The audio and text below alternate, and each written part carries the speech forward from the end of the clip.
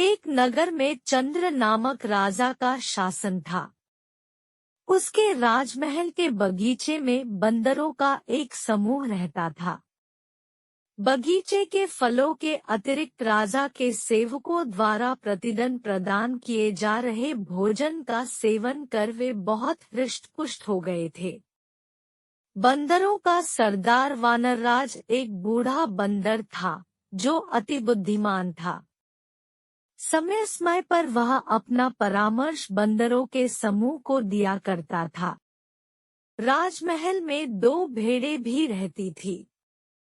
राजा के पुत्र उनके साथ खेला करते थे। 2 भेड़ों में से एक भेड़ बहुत चटोरी थी। जब मन करता, वह रसोई घर में घुस जाती और वहां खाने की जो भी चीजें पाती, खा जाती। रसोइया भेड़ की इस हरकत पर बहुत क्रोधित होता और जो हाथ में आता, वह वस्तु फेंक कर उसे मारता। एक दिन वानरराज ने रसोइये को भेड़ को एक बर्तन फेंककर मारते हुए देखा। वह सोचने लगा, कहीं रसोइये और भेड़ की यह तनातनी बंदरों के विनाश का कारण न बन जाए। ये चटोरी भेड़ तो खाने के लोभ में यदाकदा रसोई घर में जाती रहेगी। यदि किसी दिन क्रोधवश रसोइये ने चूल्हे की जलती हुई लकड़ी उस पर फेंक दी, तो अनर्थ हो जाएगा। भेड़ का ऊन से ढका शरीर आग पकड़ लेगा। भागते हुए भेड़ अस्तबल पहुंच गई, तो सूखी घास से भरा अस्तबल धधक उठेगा। घोड़े जल जाएंगे और फिर वही बंदरों का काल बनेंगे। यह विचार मस्तिष्क में आते ही वानरराज ने अपने समूह की सभा बुलाई और अपना संदेह जाहिर किया। उसने परामर्श दिया कि इससे पूर्व की रसोइये और भेड़ों के बीच की लड़ाई हमारे लिए प्राणघातक सिद्ध हो, हमें राजमहल छोड़ देना चाहिए, अन्यथा हमारा विनाश निश्चित है। लेकिन बंदरों ने उसकी की बात नहीं मानी। उन्हें लगा कि उनका सरदार अब बूढ़ा हो चुका है और व्यर्थ का भ्रम पाल रहा है।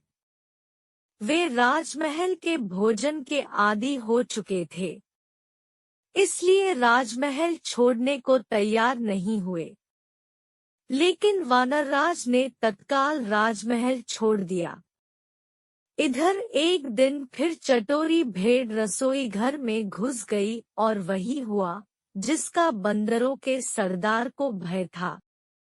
रसोइये को और कुछ नहीं मिला, तो उसने जलती हुई लकड़ी का टुकड़ा उठाकर भेड़ पर फेंक दिया। भेड़ का शरीर, जो ऊन से ढका हुआ था, धधकने लगा। वह इधर-उधर भागने लगी और अस्तबल में घुस गई। आग की लपट अस्तबल में रखी सूखी घास तक पहुंची और पूरा अस्तबल धूं-धूं कर जल उठा। कई घोड़े जलकर मर गए, कई घायल हो गए।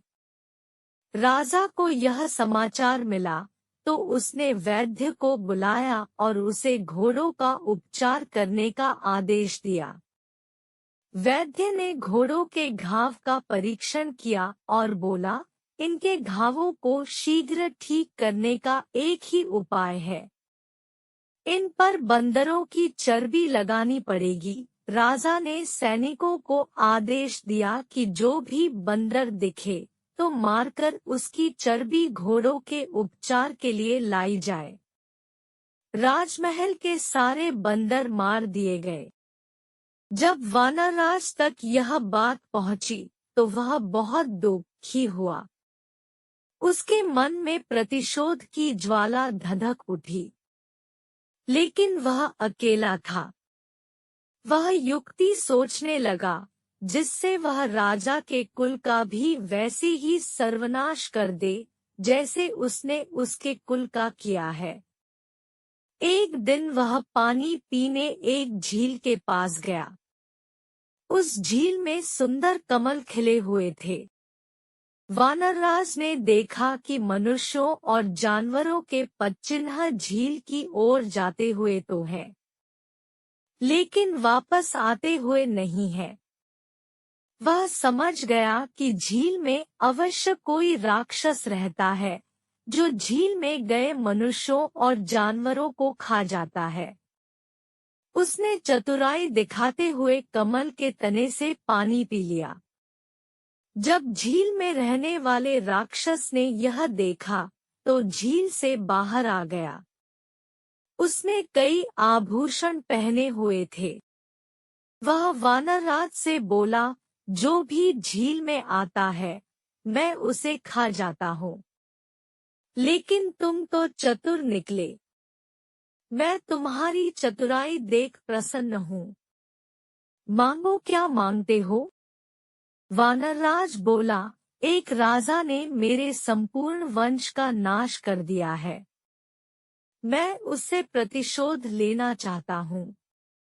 आप मेरी सहायता करें, मुझे अपना कंठार दे दे। मैं आपको वचन देता हूँ कि मैं आपके आहार के लिए राजा और उसके अनुचरों को इस झील में लाऊंगा। राक्षस ने वानरराज को कंठार दे दिया। वह हार पहनकर बंदरों के सरदार राजा के नगर पहुंचा। वह वहां एक पेड़ से दूसरे पेड़ पर झूलने लगा।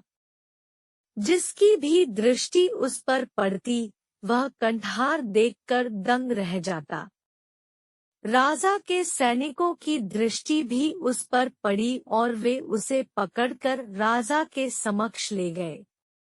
राजा ने उससे पूछा, तुम्हें ये कीमती कंठार कहाँ से प्राप्त हुआ? वानरराज ने उत्तर दिया, महाराज, यह हार मुझे समृद्धि के देवता द्वारा प्रदान किया गया है। वह जंगल के बीचों बीच स्थित एक झील में निवास करते हैं।